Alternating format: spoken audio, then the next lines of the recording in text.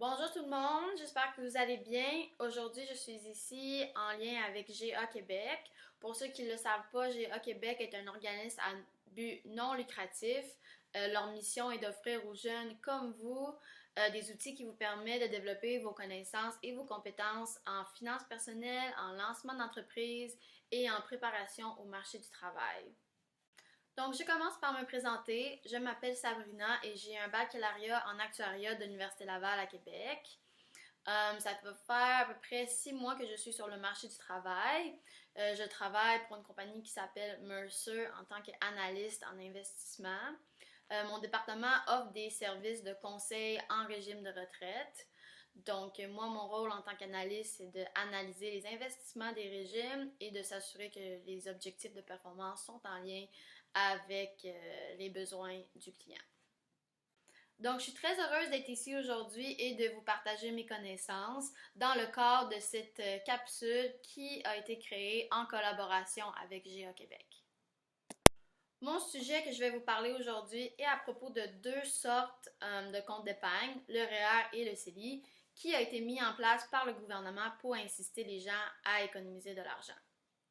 Je crois vraiment que c'est important de commencer à économiser dès qu'on est jeune, parce que croyez-moi, rendu dans votre vingtaine, trentaine, vous allez être très heureux d'avoir un bon montant d'argent de mise de côté pour vos projets. Donc, ce qui est très avantageux par ces deux comptes d'épargne, c'est qu'on peut accumuler de l'argent à l'abri de l'impôt. Donc, je vais commencer par le REER. L'objectif du REER, c'est d'accumuler des économies à l'abri de l'impôt pour votre retraite, pour s'acheter une maison ou pour financer vos études. Il n'y a pas d'âge minimum pour ouvrir un REER. Donc, maintenant, pour le CELI, l'objectif est d'accumuler des économies à l'abri de l'impôt comme le REER, mais pour différents projets. Donc, si vous voulez partir en voyage, si vous voulez vous acheter une voiture, faire des rénovations sur votre maison plus tard, le CELI, c'est une bonne option pour mettre votre argent de côté. Par contre, pour s'ouvrir un CELI, il faut avoir 18 ans. Donc, pour les cotisations, donc l'argent qu'on met dans le compte, dans les deux cas, il y a une limite annuelle maximale, donc on peut seulement cotiser un certain montant par année dans les deux comptes. Mais quand on est jeune, c'est très rare qu'on cotise la limite, donc vos droits de cotisation vont s'accumuler dans le temps.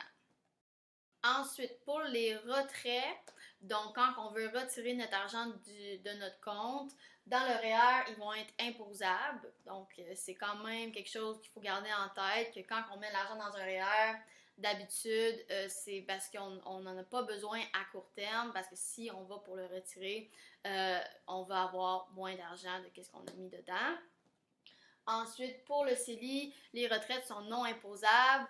Donc, quand on va avoir besoin de notre argent, on peut le retirer sans problème, le montant qu'on voit vraiment dans notre compte.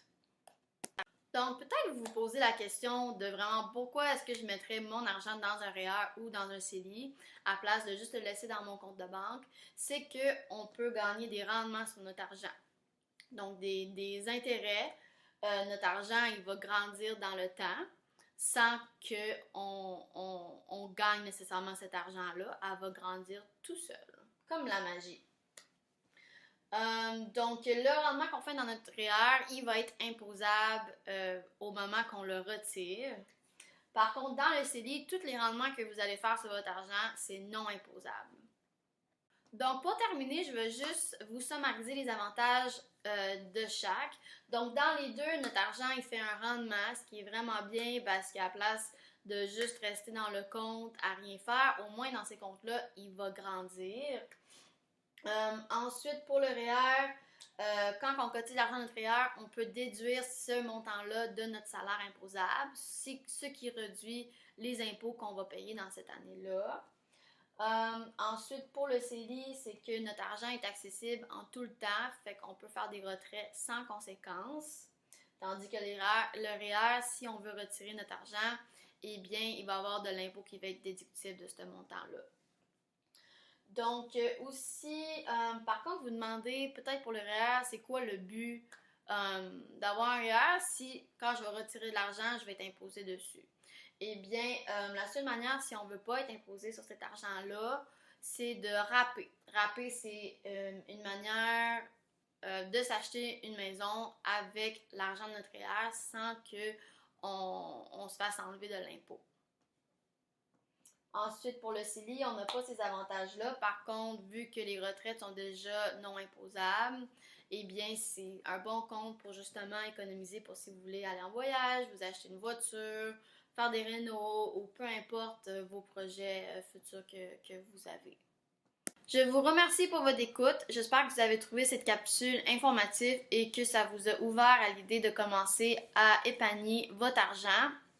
Croyez-moi, dans 5-10 ans, vous allez être très heureux que vous avez un certain montant de côté pour réaliser vos projets. Je vous invite à aller sur le site de GA Québec qui est gacampus.org pour aller découvrir les autres capsules, activités et dans le fond pour vous renseigner sur d'autres sujets sur votre finance personnelle, le lancement d'une entreprise ou pour vous préparer pour le marché du travail. Donc merci beaucoup et je vous souhaite du bon succès. Au revoir!